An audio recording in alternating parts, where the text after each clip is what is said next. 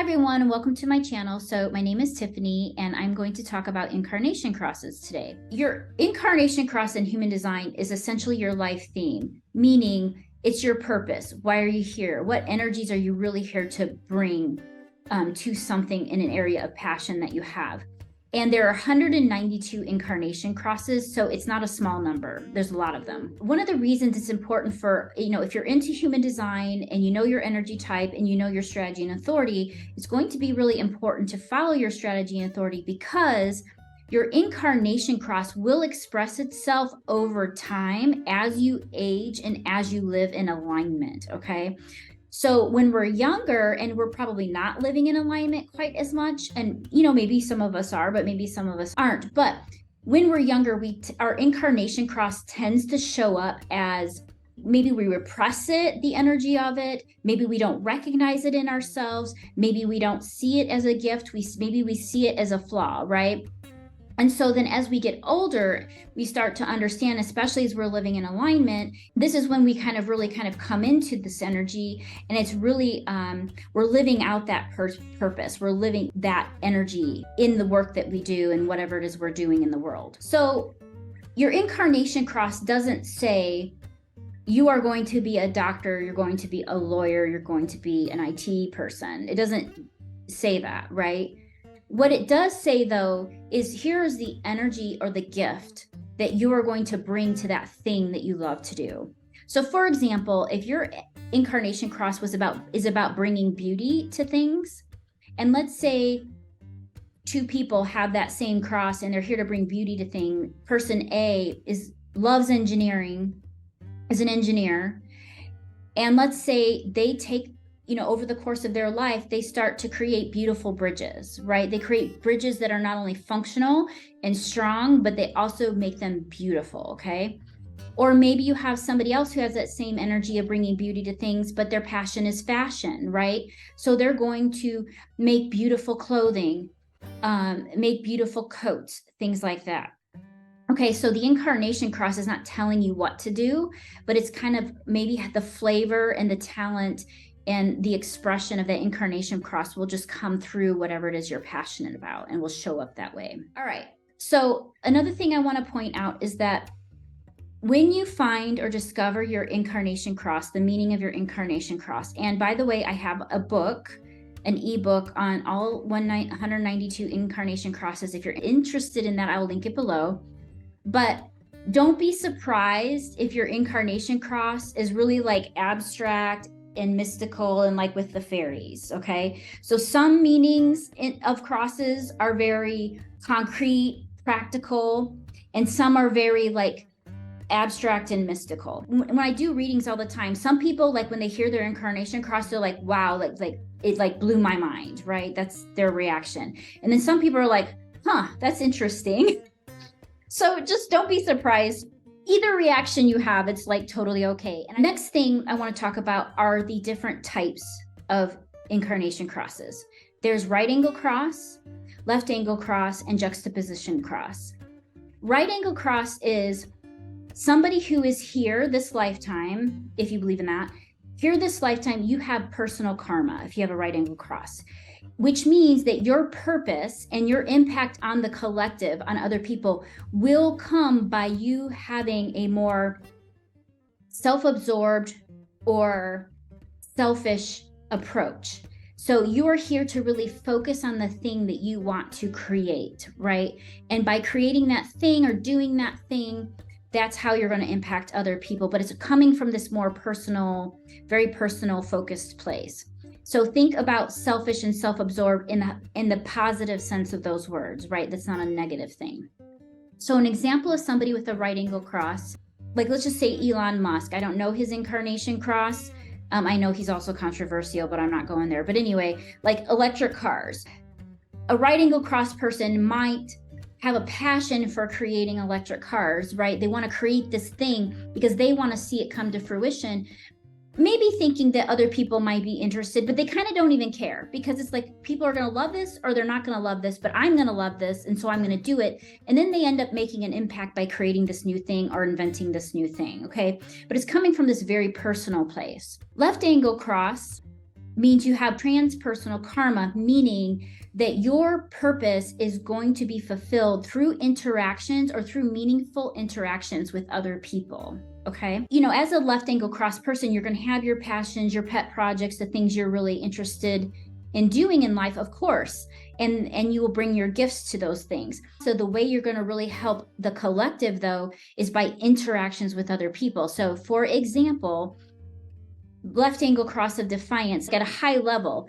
Left angle cross of defiance is about saying no to things, saying no to people, being disruptive in that way. But think about it in a good way.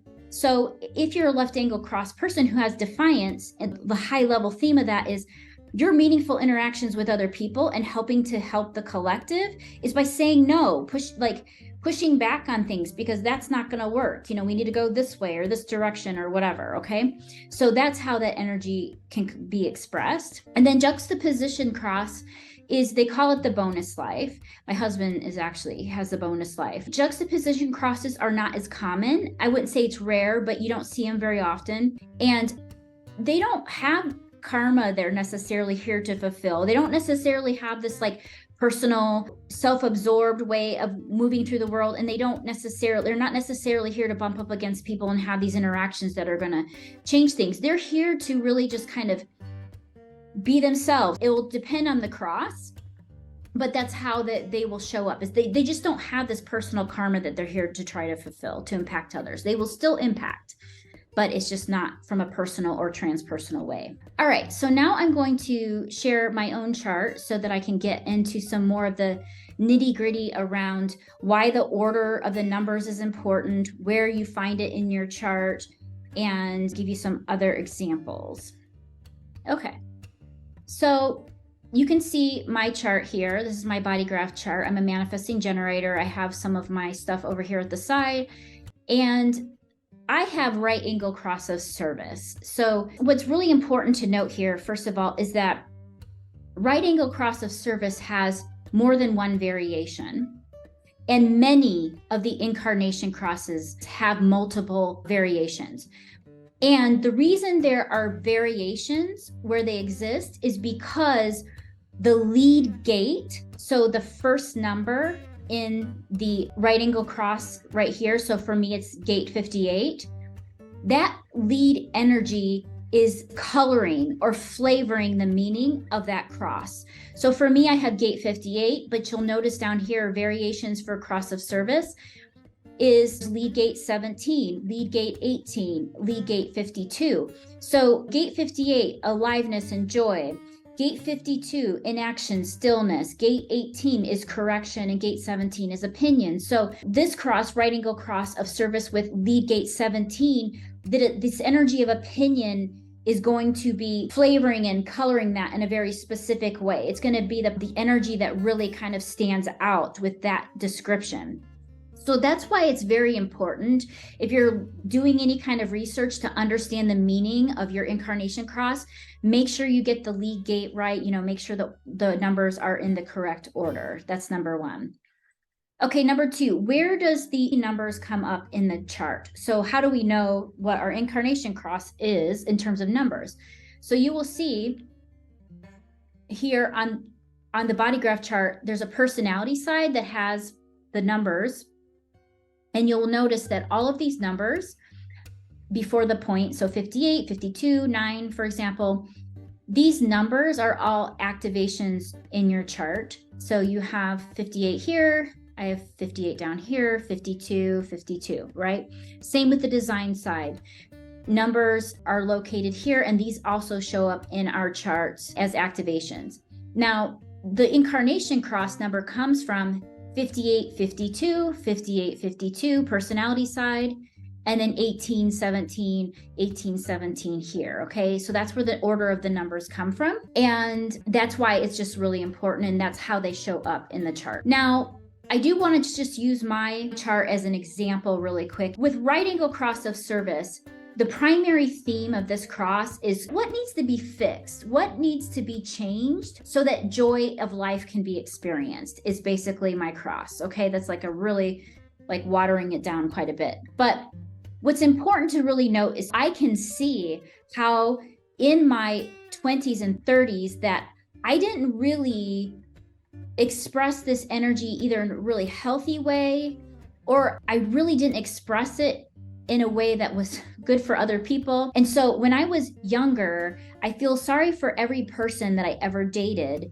because I was intent upon fixing them. And I wasn't quiet about it. I was, hey, so-and-so, this, and this is wrong with you, and you need to fix this. And so I feel sorry for every person I dated because like that had to be miserable, right? But it's not my place to say that. But over time, I did learn that that's not how I should be interacting with other people. I should not be telling them what they need to do to fix themselves. And I do not do that anymore. And instead, now this energy, I would say, is expressing itself in a more healthy fashion. I mean, I still struggle with it sometimes because there's a high expression, a low expression. But when we're younger, the energy of our incarnation cross, we may just have a funny relationship. We also may turn it inward at ourselves. The last thing I'm going to just touch on really quick is personality sun gate. So personality sun gate in the human design chart is, here's the personality side of the chart. Personality sun gate is here at the top. It's going to be the top right number in your chart. And personality sun gate is, they say it's about 70% of our energy. And it's the gift that we're really here to share. So if you think about the sun is here to share light, to shed light, right? To shine a light on things. And when you have that personality sun gate, this is the gift and what you're here to share with other people. And so that is why, as that personality sun gate and also the lead gate and your incarnation cross, that number is very important. If you're really wanting to deep dive into your chart and you're really wanting to understand your gates, I highly recommend starting with the ones in your incarnation cross, because those are the ones you really want to get familiar with. And you especially want to get familiar with your personality sun gate. All right, so that is all for now. If you have any questions, let me know, but I hope that my perspective on this was helpful to you in some way.